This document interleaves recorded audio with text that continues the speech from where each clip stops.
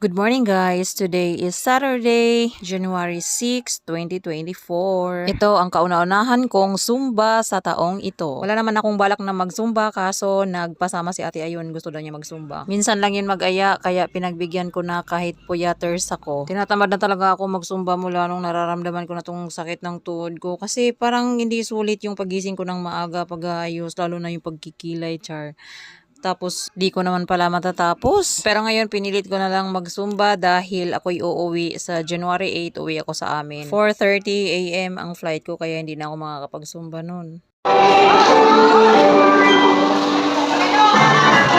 Happy birthday to you! Happy birthday, ate!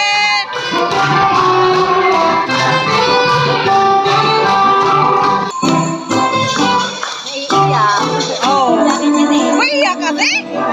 Iyak-iyak ka, wala pa nga eh.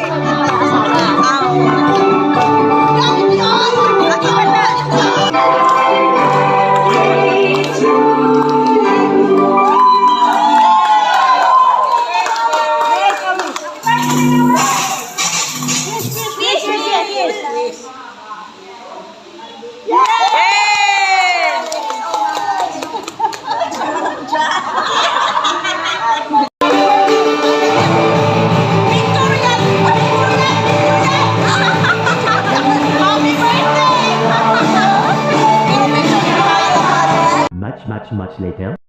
Uwian na! Di kami sumama sa clean up drive kasi masama ang pakiramdam ko. Pinilit ko lang. Tapos mayroon din kaming kasamang boto. Nanggigigil ako dito. Kasi pag sumama.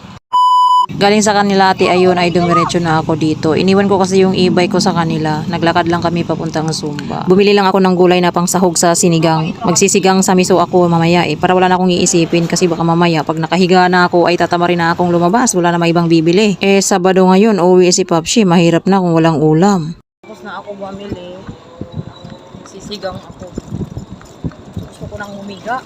Masakit talaga ng ulo ko. Pinilit ko lang mag-Zumba kasi may kailangan akong kapasama si Ate Ayun. Minsan lang yun mag-aya ang Zumba kasama ko eh. Tapos birthday din ng kagawad na kasumba namin.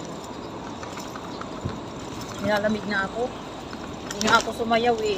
Ay sumayaw ako pero kahapon doon nagsimula doon sa Coop. Tinitiis ko lang.